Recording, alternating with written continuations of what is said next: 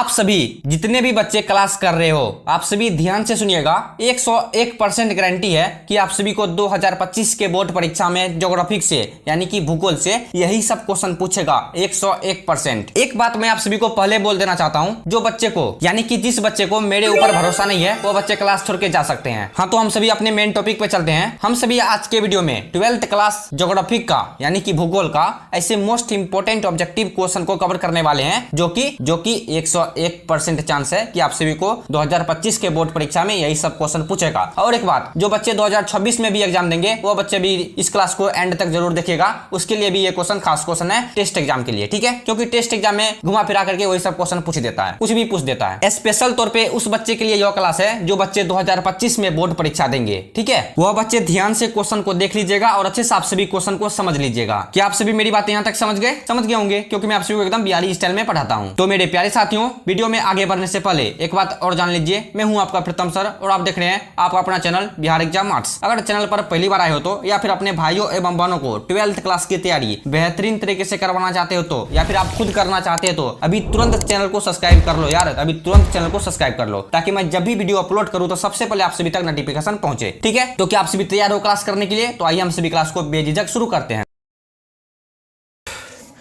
तो चलिए आज के इस वीडियो से यानी कि आज के क्लास से आप सभी का 10 या फिर 12 नंबर पक्का आ जाएगा। अगर आप सभी चाहते हो हम सभी का 10 या फिर 12 नंबर पक्का आ जाए तो क्लास में रुकिएगा। अगर आप सभी चाहते हो हम सभी का 10 या फिर 12 नंबर ना आए तो क्लास को छोड़ के जा सकते हो, ठीक है। तो क्लास को आप सभी छोड़ के जा सकते हो, ठीक है। चलिए, जो बच्चे चाहते हैं 12 नंबर पक्का आ जाए तो आप सभी ध्यान से देख लीजिएगा, ठीक है, क्योंकि सारे क्वेश्चन इंपॉर्टेंट क्वेश्चन है, ठीक है। ना जाने कौन सा प्रश्न पूछ सकता है और कौन सा प्रश्न नहीं भी पूछ सकता है, ठीक है। चलिए, क्या आप सभी तैयार हो? चलिए, निम्नलिखित में, ठीक है, ध्यान से देखिएगा, निम्न में चाय का सबसे बड़ा उत्पादक देश कौन सा है, ठीक है। अब बताता हूं आप सभी को, ठीक है। ये जो 4 गो नीचे में ऑप्शन है, भारत, श्रीलंका, चीन, म्यांमार, है ना। आप सभी देख लिए निम्नलिखित में, ठीक है, यानी कि भारत, श्रीलंका, चीन और म्यांमार में सबसे बड़ा उत्पादक देश कौन सा है चाय के लिए, ठीक है। मतलब जो चाय पत्ती आप सभी चाय में डालते होंगे, ठीक है, चाय पत्ती जो आप सभी चाय में डालते हैं, चाय पत्ती की खेती यानी कि सबसे ज्यादा कौन सी देश करती है? भारत, श्रीलंका, चीन या फिर म्यांमार, ठीक है। वर्तमान में देखो आप सभी को जो 2025 में एग्जाम में पूछेगा ये क्वेश्चन पूछेगा, ठीक है, 100% पूछेगा, ये 100% गारंटी है, ये क्वेश्चन आप सभी को पूछेगा, ठीक है। जो आप सभी को ये क्वेश्चन अगर 2025 में पूछ लिया तो आप सभी समझ लो वर्तमान में जो चल रहा है वही हम सभी से पूछ रहा है, ठीक है। अभी वर्तमान में सबसे ज्यादा पूरे विश्व में सबसे ज्यादा चाय की खेती कौन करता है? चीन करता है। आप सभी को याद रखना है, जिस बच्चे को मालूम नहीं था, ठीक है, पुराने बातें को भूल जाओ, जो बीत गया है उसे भूल जाओ, ठीक है। जो वर्तमान में चल रहा है उसको याद करके रखो, ठीक है। चीन हो जाएगा इस क्वेश्चन का राइट आंसर, ठीक है। निम्नलिखित में चाय का सबसे बड़ा उत्पादक देश कौन सा है? चीन है, ठीक है।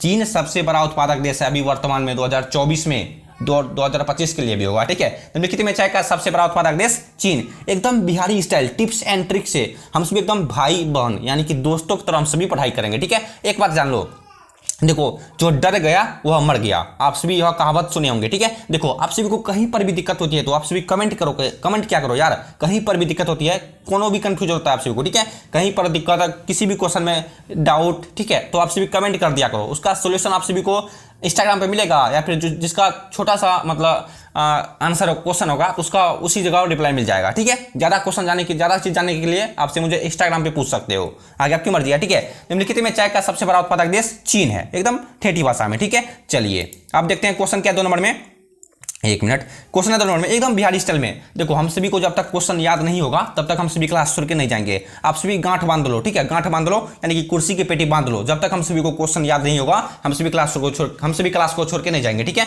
जब तक आप सभी का पेट भरता है, क्या आप सभी, 1 मिनट, कैसे मैं बोल रहा था, जब तक आप सभी का पेट नहीं भरता है, क्या आप सभी थाली पर से उठते हो, आपको दे देगा चिकन, मटन, मछली, ठीक है, आप सभी को दे देगा। अगर आप सभी को बोलेगा आप भर पेट खाओ, ठीक है, जब तक आप सभी का पेट नहीं भरेगा तो आप सभी क्लास छोड़ के आप सभी थाली छोड़ के नहीं उठोगे। ठीक उसी तरह जब तक आप सभी को क्वेश्चन याद नहीं होता, जब तक आप सभी पढ़ते पढ़ते आगा नहीं जाते, आप सभी क्लास छोड़ के नहीं जाइएगा, ऐसा ठान लो आप सभी, ठीक है। चलिए, क्वेश्चन 2 नंबर में, नागपुर योजना किस परिवहन से संबंधित है? बहुत ही खास क्वेश्चन है, ये सभी क्वेश्चन बहुत ही खास क्वेश्चन है, ठीक है। नागपुर योजना किस परिवहन से संबंधित है? हाँ, आप सभी अपने दोस्तों के पास जल्दी से जल्दी वीडियो को शेयर कर दो, ठीक है, और आप सभी कमेंट बॉक्स में अपना अपना जवाब आंसर आपस में बातचीत करते रहना, ठीक है। गंदा बातें नहीं, लेकिन अच्छी अच्छी बातें याद करना आप सभी, ठीक है, तब तक आप सभी को बेहतरीन तरीके से याद होगा, ठीक है। चलिए, 1 मिनट, नागपुर योजना किस परिवहन से संबंधित है? सबको मालूम होगा वायु परिवहन से, नहीं सड़क परिवहन से होगा। ठीक है, मैं क्या बोल रहा हूं आप सभी मेरी बातें ध्यान से सुनो, उसके बाद आप सभी को क्वेश्चन याद होगा। ठीक है, नागपुर योजना किस परिवहन से संबंधित है? याद रखना है आप सभी को, नागपुर योजना, हमारे नागपुर योजना सड़क परिवहन से संबंधित है। सुनने से लगता है सड़क परिवहन होगा। ठीक है, सुनने से लगता है कि लाइट है कि नहीं, हाँ लाइट है। ठीक है, लाइट है, थोड़ा सा पढ़ने में तो दिक्कत होता है, अनहार हो जाता था। ठीक है, नागपुर योजना सड़क परिवहन से संबंधित है, याद रखना आप सभी को। ठीक है, अब देखते हैं हम क्वेश्चन क्या 3 नंबर में, एक मिनट। क्वेश्चन है हुबली किस राज्य में है? बताओ, बहुत ही खास क्वेश्चन है। हुबली किस राज्य में है? आंध्र प्रदेश, कर्नाटक, बिहार या फिर तमिलनाडु? ठीक है, जरा सोच के बताइएगा। ठीक है, दिमाग पे जोर दीजिए और कमेंट बॉक्स में लिख दीजिए इस क्वेश्चन का राइट आंसर आप सभी को मालूम है। ठीक है, क्वेश्चन बोला हुबली किस राज्य में है। ठीक है, मेरे घर के बगल में इतना गाड़ी घोड़ा चलता है, मेरा कान पक जाता है। ठीक है, हुबली किस राज्य में है? बताओ बताओ जी, बिल्कुल बिल्कुल आप सभी का सही आंसर है कर्नाटक में। ठीक है, सबका राइट आंसर है कर्नाटक में। ठीक है, लाइव क्लास रहता तो काफी मजा आता। ठीक है, रिकॉर्डिंग क्लास है। ठीक है, रिकॉर्डिंग क्लास है, मैं आप सभी को रिकॉर्ड करता हूं, वीडियो एडिट करता हूं, आप सभी को पेस्ट कर देता हूं यूट्यूब पर। ठीक है, आप सभी पढ़ लेते हो। ठीक है, हुबली किस राज्य में है? देखो लाइव क्लास से ज्यादा अति मेहनत रिकॉर्डिंग क्लास में लगता है। ठीक है, रिकॉर्डिंग क्लास में लगता है, जो बच्चे पढ़ाना चाहते हैं उस बच्चे के लिए मैंने बता दिया। ठीक है, हुबली किस राज्य में है? हुबली कर्नाटक में। ठीक है, देखो मैं आप सभी को जल्दी से जल्दी क्वेश्चन इसलिए दिखा देना चाहता हूं, मुझको थोड़ा सा काम है, बैंक जाना है मेरे को। ठीक है, इसलिए हुबली किस राज्य में है? कर्नाटक में। ठीक है, चलिए आप सभी को याद हो गया, हुबली कर्नाटक में स्थित है। याद रखना आप सभी को, यही सब क्वेश्चन पूछेगा यार, यही सब क्वेश्चन पूछेगा। ठीक है, इस चैनल पर जितने भी क्लास आते हैं सारे क्वेश्चन इंपॉर्टेंट क्लास होते हैं। ठीक है, सिंगरेनी किस चीज के लिए प्रसिद्ध है? बताओ, सिंगरेनी किस चीज के लिए प्रसिद्ध है? कोयला के लिए, लोहा के लिए, तांबा के लिए या फिर सोना चांदी के लिए? बताओ क्या हो सकता है? सिंगरेनी किस चीज के लिए प्रसिद्ध है? मैंने आप सभी को इनसे पिछले वाले वीडियो में भी बताया था इस क्वेश्चन का राइट आंसर, सिंगरेनी किस चीज के लिए प्रसिद्ध है? चलिए आप सभी का सही जवाब है कोयला के लिए। ठीक है, सिंगरेनी कोयला के लिए प्रसिद्ध है। ठीक है, जिस टाइम मैं लाइव आऊंगा, जिस समय मैं लाइव क्लास लेके आऊंगा, तब तक समझो यार, उस समय समझ लेना कि स्वर्ग मतलब ऊपर से एक मोती आके जमीन पे गिर चुका है। ठीक है, तब बहुत मजा आएगा पढ़ाई करने में हम सभी को। ठीक है, सिंगरेनी किस चीज के लिए प्रसिद्ध है? सिंगरेनी किस चीज के लिए प्रसिद्ध है? कोयला के लिए, याद रखना आप सभी को। ठीक है, सिंगरेनी कोयला के लिए प्रसिद्ध है। ठीक है, चलिए क्वेश्चन है 5 नंबर में, एक मिनट। निम्नलिखित में से कौन एक भूमि उपयोग संवर्ग में नहीं है? बताता हूं इस क्वेश्चन का कहने का मतलब क्या है। ये जो क्वेश्चन पूछा 5 नंबर में, निम्नलिखित में से कौन एक भूमि उपयोग संवर्ग में नहीं है? इस क्वेश्चन का कहने का मतलब है, नीचे में 4 गो ऑप्शन दिया हुआ है। ठीक है, नीचे में 4 गो भूमि का नाम दिया हुआ है। ठीक है, आप सभी को उस चारों भूमि में यानी कि चारों धरती पर सेलेक्ट करना है। ठीक है, दिखा देता हूं। ठीक है, दिखा देता हूं, आप सभी को समझ में आएगा। ठीक है, यहाँ देखो मैदानी भूमि है। ठीक है, और दूसरा ऑप्शन है कृषक भूमि। ठीक है, कृषक भूमि होगा या फिर कृष्ट भूमि होगा। ठीक है, कृष्ट भूमि। ठीक है, कृष्ट भूमि। और तीसरा ऑप्शन है प्रतिभूमि। चौथा ऑप्शन है वन यानी कि जंगल। ठीक है, जैसे हम सभी जंगल बोलते हैं, वन को जंगल में बोलते हैं। ठीक है, क्वेश्चन पूछा था क्या ये, देखो मैं क्वेश्चन क्या पूछा था, मैं आपसे क्वेश्चन बता देता हूँ। ठीक है, मुझको याद है। ठीक है, क्वेश्चन पूछा था, नीचे में 4 गो ऑप्शन दिया हुआ है। ठीक है, इन चारों ऑप्शन में किस पर खेती नहीं की जा सकती है? ठीक है, किस पर खेती नहीं की जा सकती है? मैदानी भूमि पर, कृष्ट भूमि पर या फिर प्रतिभूमि पर या फिर वन में यानी कि जंगल में? ठीक है, बताता हूं। ठीक है, देखो मैदानी भूमि पर खेती नहीं की जा सकती है यानी कि कृषि कार्य नहीं की जा सकती है। ठीक है, आप सभी को याद रखना है मैदानी भूमि पर या ठीक है, जहां पर मैदान है, जैसे स्कूल का मैदान होता है। ठीक है, फील्ड होता है, बहुत बड़ा फील्ड होता है जहां पर जहाज वहाज गिरता है। ठीक है, वहां पर खेती नहीं हो सकती है, किसी भी हाल में वहां पर खेती नहीं हो सकती है। ठीक है, लेकिन कृषि भूमि पर खेती हो सकती है, जो अभी फिलहाल में चल रहा है खेती। ठीक है, और तीसरा ऑप्शन है प्रतिभूमि। ठीक है, प्रतिभूमि मतलब क्या होता है? आप सिर्फ 2-4 महीना के लिए छोड़ दो, वो प्रति हो चुका है। ठीक है, जिसमें घास भूसा उग चुका है। ठीक है, मतलब खरपतवार उग चुका है। और चौथा ऑप्शन है वन। ठीक है, जहां पर जंगल है उसको हम सभी विच्छेदन करके, ठीक है, उसको काट कूट करके वहां पर हम सभी खेती कर सकते हैं। ठीक है, क्योंकि वहां की मिट्टी में नमी है। ठीक है, नमी वाली जमीन पर ही खेती की जा सकती है। ठीक है, चलिए इस क्वेश्चन का right answer option number A होगा मैदानी भूमि पर। ठीक है, जो बच्चे क्वेश्चन को नहीं देख पाए, ठीक है, 5 नंबर का क्वेश्चन जो बच्चे नहीं देख पाए, वीडियो को थोड़ा सा पीछे करके देख सकते हो। ठीक है, क्वेश्चन क्या पूछा था एक बार दिखा देता हूं। ठीक है, क्वेश्चन पूछा था निम्नलिखित में से कौन एक भूमि उपयोग संवर्ग में नहीं है? ठीक है, याद रखना आप सभी को, ये सब क्वेश्चन पूछेगा यार, 100% 101% पूछेगा आप सभी को। ठीक है, मैदानी भूमि होगा इस क्वेश्चन का राइट आंसर। ठीक है, क्वेश्चन है 6 नंबर में, एक मिनट ध्यान से देखिएगा, किस प्रदूषण द्वारा सर्वाधिक बीमारियां होती है? ठीक है, देखो मैंने यह क्वेश्चन क्यों बनाया। ठीक है, ये जो क्वेश्चन है 6 नंबर में, इस क्वेश्चन को लाने का मेरा एक तात्पर्य था, बताता हूं। किस प्रदूषण द्वारा सर्वाधिक बीमारियां होती है? ठीक है, अगर आप सभी को से तो चांस है ये क्वेश्चन नहीं पूछेगा, लेकिन दूसरा तरीका से पूछेगा। ठीक है, ये क्वेश्चन पूछेगा लेकिन दूसरा तरीका है। ठीक है, किस प्रदूषण द्वारा सर्वाधिक बीमारियां होती है? आप सभी को चौथा ऑप्शन यहां पर देगा, उपयुक्त सभी। ठीक है, ध्वनि, जल, मृदा नहीं होगा। ठीक है, मृदा नहीं होगा, मृदा की जगह पर वायु होगा। ठीक है, मृदा की जगह पर वायु होगा और चौथा ऑप्शन उपयुक्त सभी हो जाएगा। ठीक है, आप सभी को टिक मारना है उपयुक्त सभी में। लेकिन मैं आप सभी को बता रहा हूं, थोड़ा सा एक्सप्लेन करूंगा, आप सभी सुनना मेरी बातों को ध्यान से। किस प्रदूषण द्वारा सर्वाधिक बीमारियां होती है? जल, ध्वनि, मृदा या फिर वायु? बताता हूं। देखो अगर आप सभी को क्वेश्चन इस मान लो यार, क्या हो सकता है, बिहार बोर्ड क्या पूछेगा किसी को मालूम नहीं है। ठीक है, क्या हो सकता है मतलब ये देखो बताता हूं। अगर इस तरह से पूछ ले, अगर आप सभी बिहार बोर्ड अगर आप सभी को एग्जाम में ये सब क्वेश्चन इस तरह से पूछ ले किस प्रदूषण द्वारा सर्वाधिक बीमारियां होती है, अगर आप सभी का ऑप्शन भी जल, ध्वनि, मृदा, वायु हो तो आप सभी को किस में टिक मारना है। ठीक है, एक बच्चे का कमेंट आया था इसलिए मैंने ये क्वेश्चन को लाया था। ठीक है, किस प्रदूषण द्वारा सर्वाधिक बीमारियां होती है, क्या आप सभी को मालूम है किस में टिक मारना है? जल प्रदूषण में। ठीक है, याद रखना आप सभी को, अगर इस तरह से क्वेश्चन पूछे तो आप सभी को टिक मारना है जल प्रदूषण में। क्या आप सभी समझ गए होंगे? ठीक है, अब देखिएगा क्वेश्चन क्या 7 नंबर में, रबड़ किस प्रकार की कृषि का उपज है? ठीक है, बताता हूं रबड़ को किस तरह से बोया जाता है? रोपण कृषि, वो मध्य सागरीय कृषि, मिश्रित कृषि, या फिर इनमें से कोई भी नहीं। बताओ रबड़ किस प्रकार की कृषि का उपज है? ठीक है, क्या आप सभी बता सकते हो? 7 का राइट आंसर बिल्कुल आप सभी का सही आंसर है वो मध्य सागरीय कृषि। ठीक है, इसको मतलब बड़े बड़े पठारों पर उगाया जाता है। ठीक है, रबड़ किस प्रकार की कृषि का उपज है? रबड़ भूमध्य सागरीय कृषि का उपज है। क्या आप सभी को याद हो गया होगा? ठीक है, रबड़ किस प्रकार की कृषि का उपज है? ठीक है, कहीं पर भी दिक्कत होती है तो कमेंट किया करो यार, कमेंट किया करो। ठीक है, रबड़ किस प्रकार की कृषि का उपज है? रबड़ भूमध्य सागरीय कृषि का उपज है। ठीक है, चलिए क्वेश्चन 8 नंबर में, भारत की सबसे लंबी नदी कौन सी है? ठीक है, क्वेश्चन पूछा भारत की सबसे लंबी नदी कौन सी है? गंगा नदी, यमुना, ब्रह्मपुत्र या फिर गोदावरी? बता सकते हो आप सभी? 1 मिनट रुकेगा, तब तक आप सभी सोच लीजिए, मैं थोड़ा सा पानी पीता हूं। ठीक है, सोचिए आप सभी। क्वेश्चन क्या था? क्वेश्चन 8 नंबर में, भारत की सबसे लंबी नदी कौन सी है? ठीक है, सबका सही आंसर है गंगा नदी। ठीक है, अगर जिस बच्चे को मालूम नहीं था उस बच्चे के लिए, जो बच्चे को मालूम नहीं था आप सभी याद रखना, भारत की सबसे लंबी नदी गंगा नदी। ठीक है, और देखो यहां पर एक क्वेश्चन बनता है, भारत की सबसे लंबी नदी कौन सी है? गंगा नदी। आप सभी को याद हो गया। ठीक है, भारत की सबसे लंबी नदी गंगा नदी। लेकिन भारत की सबसे प्रदूषित नदी कौन सी है? प्रदूषित यानी गंदा नदी, गंगा नदी नहीं, गंदा नदी। ठीक है, भारत की सबसे प्रदूषित नदी यमुना नदी होता है। ठीक है, याद रखना ऑप्शन नंबर बी होगा यमुना नदी। ठीक है, देखो यहाँ पर 9 नंबर के क्वेश्चन में यही क्वेश्चन है, निम्नलिखित में से प्रदूषित नदी कौन सी है? यमुना नदी। ठीक है, प्रदूषित नदी यमुना नदी, ऑप्शन नंबर बी होगा राइट आंसर। आप सभी देख लेना ध्यान से। ठीक है, क्वेश्चन 10 नंबर में क्वेश्चन है, विश्व व्यापार संगठन का मुख्यालय कहां पर है? बताओ विश्व व्यापार संगठन का मुख्यालय कहां पर है? ठीक है, 1 मिनट रुकिएगा, मैं थोड़ा सा कुछ लिख रहा हूं। 1 मिनट, 10 नंबर में 10 का कहां गया?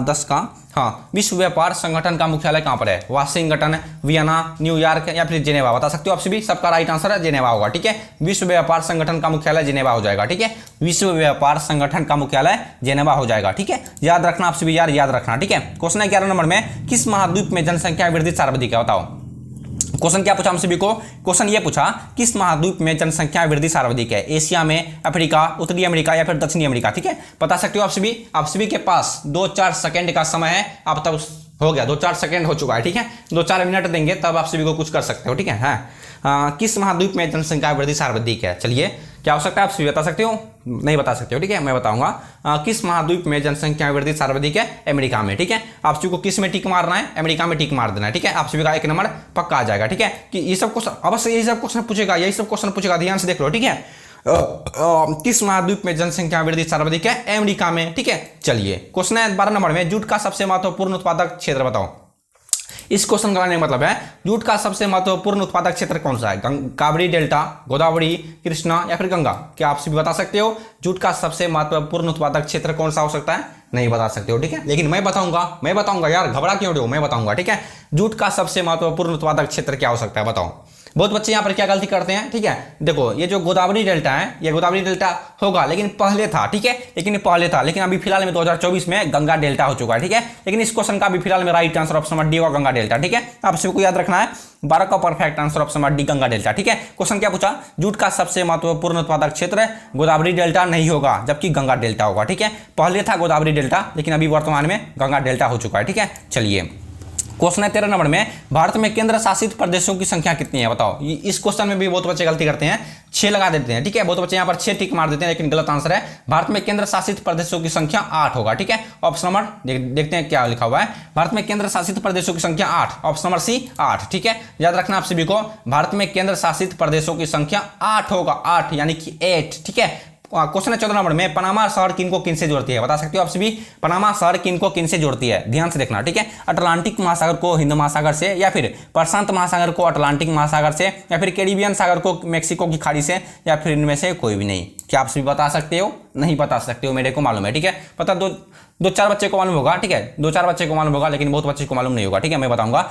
पनामा शहर जोड़ती है। ठीक है, पनामा शहर जोड़ती है प्रशांत महासागर को अटलांटिक महासागर से। याद रखना आप सभी को, पनामा शहर प्रशांत महासागर को अटलांटिक महासागर से जोड़ती है। क्या आप सभी को याद हुआ? प्रशांत महासागर पनामा शहर, ठीक है, पनामा शहर प्रशांत महासागर को अटलांटिक महासागर से ऐड करती है, यानी कि जोड़ती है। ठीक है, चलिए क्वेश्चन है नेक्स्ट, निम्नलिखित में से किस नदी की जल उपयोगिता सबसे अधिक है? इस क्वेश्चन का कहने का मतलब क्या है? इस क्वेश्चन का कहने का मतलब है ऐसा कौन सा नदी है जिसका पानी सबसे अधिक उपयोग में लाया जाता है? ठीक है, जिसका पानी सबसे अधिक उपयोग में लाया जाता है। ठीक है, हम सभी बिहार के हैं, सबको मालूम होगा गंगा नदी। ठीक है, जो व्यक्ति बोलबम जाते हैं, कोई कहाँ पर जाता है नहाने के लिए, कहाँ जाता है, कोई भागलपुर जाता है, कोई कुप्पा घाट जाता है, कहीं पर भी जाता है। ठीक है, कौन सी नदी का जल सबसे अधिक उपयोगी है? गंगा नदी। ठीक है, सभी बिहारी को मालूम है। ठीक है, सभी बिहार के सभी व्यक्ति को मालूम है गंगा नदी का जल सबसे ज़्यादा उपयोग में मनाया जाता है। ठीक है, माना जाता है। देखो मरनी में भी, शादी विवाह में भी, और मतलब हर एक चीज़ में गंगा नदी का जल सबसे ज़्यादा उपयोगी होता है। ठीक है, चलिए निम्नलिखित में से किस नदी का जल सबसे उपयोगिता सबसे अधिक है? गंगा नदी। ठीक है, चलिए क्वेश्चन है 16 नंबर में, कौन सा एक मानव भूगोल का उपागम नहीं है? ठीक है, क्वेश्चन क्या पूछा? क्वेश्चन ये पूछा निम्नलिखित में से कौन सा एक मानव भूगोल का उपागम नहीं है? ठीक है, सबको मालूम है स्थानिक संगठन। क्या सही है? नहीं, ऑप्शन होगा मात्रात्मक क्रांति। ठीक है, मात्रात्मक क्रांति मानव भूगोल का उपागम नहीं है। ठीक है, चलिए 16 का राइट आंसर ऑप्शन है मात्रात्मक क्रांति मानव भूगोल का उपागम नहीं है। याद रखना आप सभी को। ठीक है, मानव भूगोल का उपागम कौन नहीं है? मात्रात्मक क्रांति। ठीक है, चलिए क्वेश्चन है नेक्स्ट, निम्नलिखित में से कौन सी रोपण फसल नहीं है? ठीक है, क्वेश्चन क्या पूछा? बोला सबसे पहले आप सभी क्वेश्चन को ध्यान से देखो, निम्नलिखित में से कौन सी रोपण फसल नहीं है? रबड़, चाय, गन्ना। ठीक है, और देखो यहाँ पर चौथा ऑप्शन क्या है? चौथा ऑप्शन है चावल। ठीक है, क्वेश्चन क्या पूछा था? क्वेश्चन पूछा था निम्नलिखित में से कौन सी रोपण फसल नहीं है? नहीं है। ठीक है, देखो रबड़ रोपण फसल है, चाय भी रोपण फसल है। ठीक है, चाय रोपण फसल नहीं है। चाय कौन सा फसल है? थोड़ा सा मेरे को याद नहीं है। ठीक है, रबड़ लेकिन रोपण फसल है, और गन्ना भी रोपण फसल है, लेकिन चाय दूसरा फसल है। ठीक है, मैं भूल रहा हूँ थोड़ा सा। ठीक है, लेकिन चौथा ऑप्शन है जो चावल। ठीक है, चावल, हाँ चाय जानता है, चाय हो गया, क्या बोलते हैं उसको, खरीफ फसल होगा, क्या होगा यार मेरे को याद नहीं है। ठीक है, खरीफ फसल मेरे जैसे होगा। ठीक है, खरीफ फसल। ये जो चावल है, चावल ये रोपण फसल नहीं है। ठीक है, चावल कौन सा फसल है? चावल क्या हो जाएगा बताओ? इस क्वेश्चन का राइट आंसर क्या होगा? चावल खरीफ फसल है। ठीक है, हाँ थोड़ा याद हो गया, चावल खरीफ फसल है। ठीक है, चावल खरीफ फसल है। ये जो चाय है ये अंदाज से रबी फसल होगा। नहीं, रबी फसल नहीं होगा, मुझको थोड़ा सा मिस्टेक हो रहा है। ठीक है, इसको छोड़ दो। ठीक है, उसको देखेंगे हम सभी फिर। ठीक है, निम्नलिखित में से कौन सी रोपण फसल है? अगर आप सभी को मालूम तो कमेंट में लिख दीजिएगा। ठीक है, निम्नलिखित में से कौन रोपण फसल नहीं है? ठीक है, रोपण फसल चावल नहीं है, जबकि चावल एक खरीफ फसल है। ठीक है, क्या आप सभी को याद हो गया? खरीफ फसल है। ठीक है, क्वेश्चन 18 नंबर में, किस वर्ष विश्व की मानव जनसंख्या 6 अरब हुई थी? बताओ किस वर्ष में विश्व की मानव जनसंख्या 6 अरब हुई थी? 1750 में, 1999 में, 1888 में, या फिर 1777 में? ठीक है, विश्व की किस वर्ष विश्व की मानव जनसंख्या 6 अरब हो चुकी थी? ठीक है, सबका right answer option number B 1999 को। ठीक है, 1999 ईस्वी में पूरे विश्व की मानव जनसंख्या 6 अरब हो चुकी थी। ठीक है, यानी कि इस क्वेश्चन का मतलब है 1999 ईस्वी में पूरे विश्व में कितने व्यक्ति हो चुके थे? 6 अरब व्यक्ति हो चुके थे। ठीक है, बहुत ही हार्ड क्वेश्चन है। क्वेश्चन 19 नंबर में, नवनिश्चयवाद के प्रवर्तक कौन है? बताओ नवनिश्चयवाद के प्रवर्तक कौन है? ये सब क्वेश्चन हर एक बार पूछे जाते हैं किसी ना किसी बहाने से। ठीक है, नवनिश्चयवाद के प्रवर्तक कौन है? रेटजेल, टेलर, अरस्तु या फिर हैकेल? ठीक है, क्या होगा इस क्वेश्चन का राइट आंसर? नवनिश्चयवाद के प्रवर्तक कौन है? ठीक है, 19 का perfect answer option number B होगा, टेलर। ठीक है, नवनिश्चयवाद के प्रवर्तक कौन है? टेलर हो जाएगा। ठीक है, ग्रिफिथ टेलर। ठीक है, नवनिश्चयवाद के प्रवर्तक कौन है? नवनिश्चयवाद के प्रवर्तक टेलर है। ठीक है, एक सेकंड रुकिएगा, मैं थोड़ा सा पानी पी लेता हूँ। ठीक है,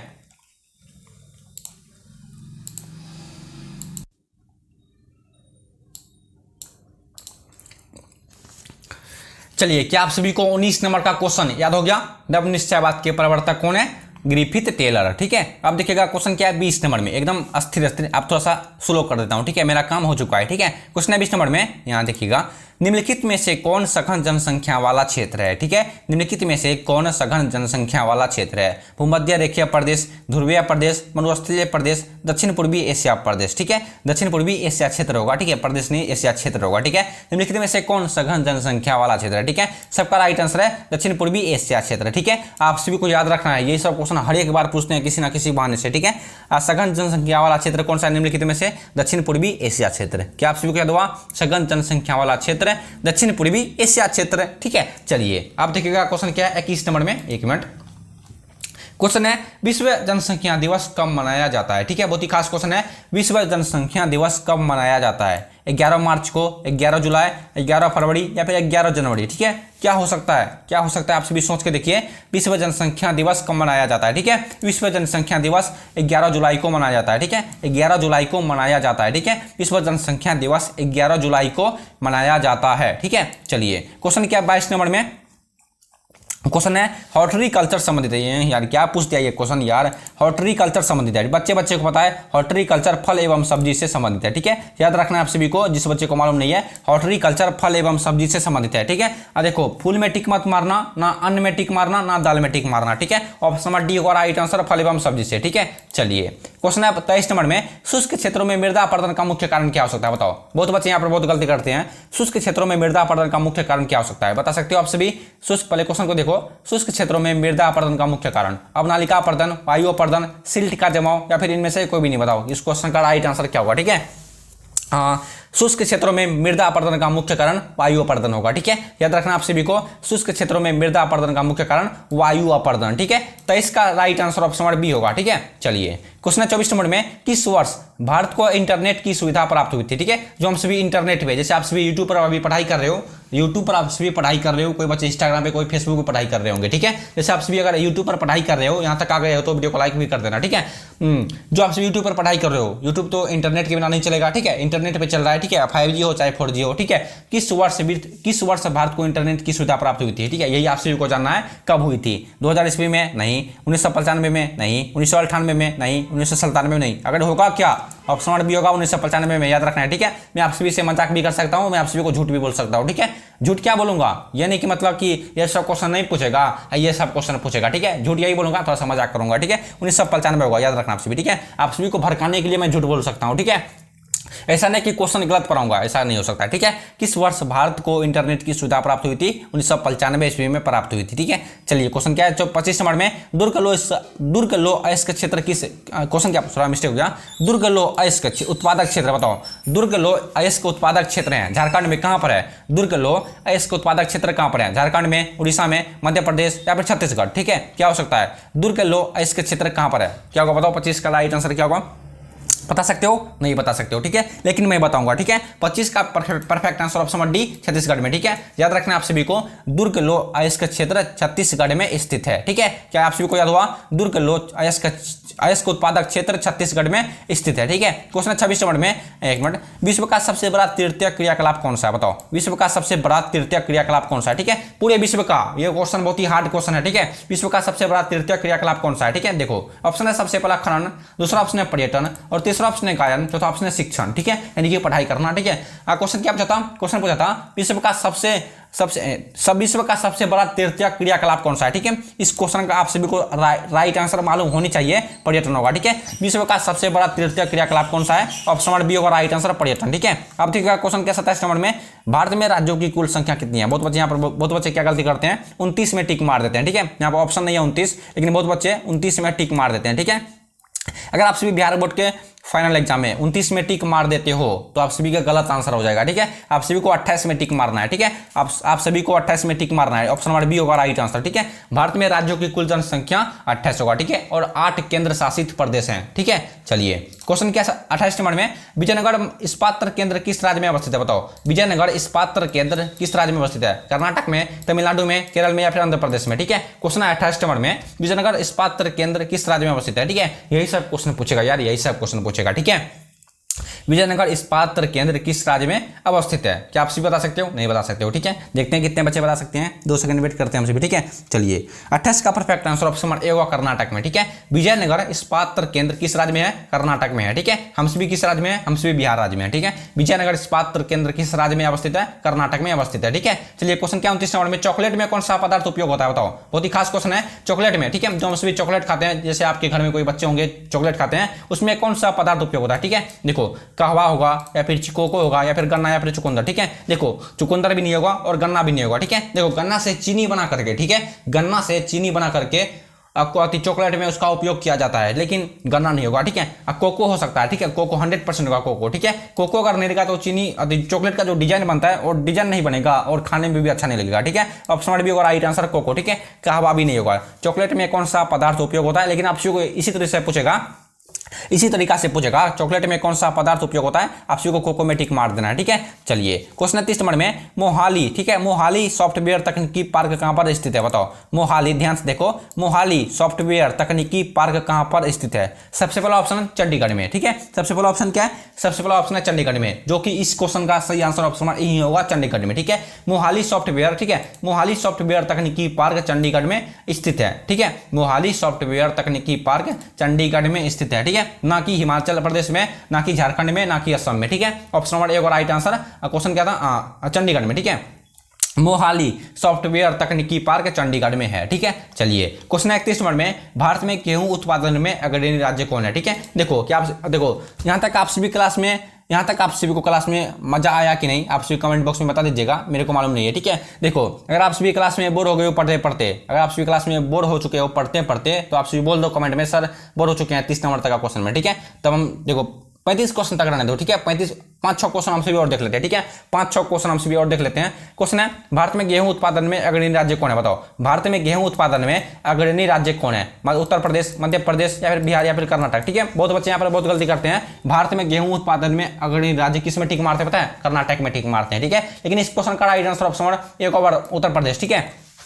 अभी वर्तमान में 2024 में भारत में गेहूं उत्पादन में अग्रणी राज्य कौन है, पता है, यूपी यानी कि उत्तर प्रदेश, ठीक है। हमारे प्यारे भारत देश में, कंट्री में, ठीक है, गेहूं उत्पादन में सबसे ज्यादा गेहूं कौन सा देश उगाता है, पता है, कौन सा राज्य उगाता है, उत्तर प्रदेश उगाता है, ठीक है। याद रखना आप सभी को, ठीक है, उत्तर प्रदेश अभी फिलहाल यूपी में 2024 में, ठीक है। क्वेश्चन आप देखो 32 नंबर में, निम्नलिखित में से कौन सी राजधानी नगर है, बताओ। निम्नलिखित में कौन सी राजधानी नगर है, जमशेदपुर, मथुरा या फिर मैसूर या फिर पटना, ठीक है। निम्नलिखित में कौन सी राजधानी नगर है, ठीक है। सबका सही आंसर है पटना, ठीक है। पटना जो है वो राजधानी नगर है, ठीक है। और इसकी राजधानी कहां पर है, पटना की राजधानी नई दिल्ली, ठीक है। निम्नलिखित में से कौन सी राजधानी नगर है, निम्नलिखित में से कौन सी राजधानी नगर है, पटना, ठीक है। चलिए क्वेश्चन क्या 33 नंबर में, प्राथमिक विद्यालय स्तर की आयु सीमा क्या होती है, बताओ। बहुत ही खास क्वेश्चन है, प्राथमिक विद्यालय स्तर की आयु सीमा क्या होती है। 7 से 10 वर्ष, 5 से 10 वर्ष, 6 से 19 वर्ष या फिर 5 से 11 वर्ष, ठीक है। क्या आप भी बता सकते हो, नहीं बता सकते हो, लेकिन मैं बताऊंगा, ठीक है। 5 से 19 वर्ष होगा, ठीक है, 6 से 19 वर्ष होगा, ठीक है। प्राथमिक विद्यालय स्तर की आयु सीमा 6 से 19 वर्ष का होता है, ठीक है। 33 का परफेक्ट आंसर ऑप्शन सी हो जाएगा, ठीक है। क्या आप सी हो गया हुआ, 33 का परफेक्ट आंसर ऑप्शन सी होगा, ठीक है। चलिए क्वेश्चन क्या 34 नंबर में, रबड़ की फसल पैदा होती है, बताओ। रबड़ की फसल पैदा किस वर्ष होती है, ठीक है। कौन सी ऋतु में, मतलब कौन से मौसम में, जैसे अभी गर्मी चल रहा है, कभी ठंडी होगा, कभी सर्दी होगा, ठीक है। रबड़ की फसल पैदा होती है शीत ऋतु में, ठीक है। आप सभी को याद रखना है 34 का परफेक्ट आंसर ऑप्शन है शीत ऋतु में, ठीक है। रबड़ की फसल पैदा होती है शीत ऋतु में, ठीक है। चलिए अब देखिएगा क्वेश्चन क्या 35 नंबर में, सबसे लास्ट क्वेश्चन लगता है, हाँ सबसे लास्ट क्वेश्चन है, मानव भूगोल का संस्थापक किसे कहा जाता है, बताओ। मानव भूगोल का संस्थापक किसे कहा जाता है, रेटेजल को, ग्रिफिथ टेलर को, हमबोल्ट को या फिर ब्लास को, ठीक है। क्या हो सकता है बताओ, मानव भूगोल का संस्थापक, ठीक है। मानव भूगोल का संस्थापक किसे कहा जाता है, ठीक है। ऐसे समझ लो, मानव भूगोल का पिता किसे कहा जाता है, ठीक है। आप सभी को टिक मारना है किसमें, रेटेजल में, ठीक है, क्योंकि मैं आप सभी को इससे पहले भी ये क्वेश्चन बताया था, ठीक है। मानव भूगोल का संस्थापक रेटेजल को कहा जाता है, ठीक है। आई नो कि आप सभी को, यानी कि मेरे को भरोसा है कि आप सभी को यहाँ तक क्वेश्चन बेहतरीन तरीके से याद हो गया होगा, ठीक है। अगर आप सभी को यहाँ तक क्वेश्चन याद हो गया है, तो अच्छे से समझ में आ गया है, तो वीडियो को लाइक कर दो, और इस तरह का वीडियो रोजाना पाने के लिए आप सभी चैनल को सब्सक्राइब भी कर लेना, या फिर 12th क्लास की तैयारी बेहतरीन तरीके से करने के लिए, या फिर किसी को करवाने के लिए चैनल को सब्सक्राइब कर लेना, ठीक है। और अपने दोस्तों को टैग करना, यानी अपने दोस्तों को शेयर करना भूलना मत, ठीक है। आप सभी का एग्जाम बहुत ही करीब आ चुका है, 2-4 महीना आप सभी के पास समय बचा हुआ है, इसी समय में आप सभी अच्छे से पढ़ लो, ठीक है। तब तक आप सभी एग्जाम की तैयारी कीजिए, हम सभी मिलते हैं तब तक के लिए नेक्स्ट वाली वीडियो में, तब तक के लिए bye bye, tata see you, ठीक है।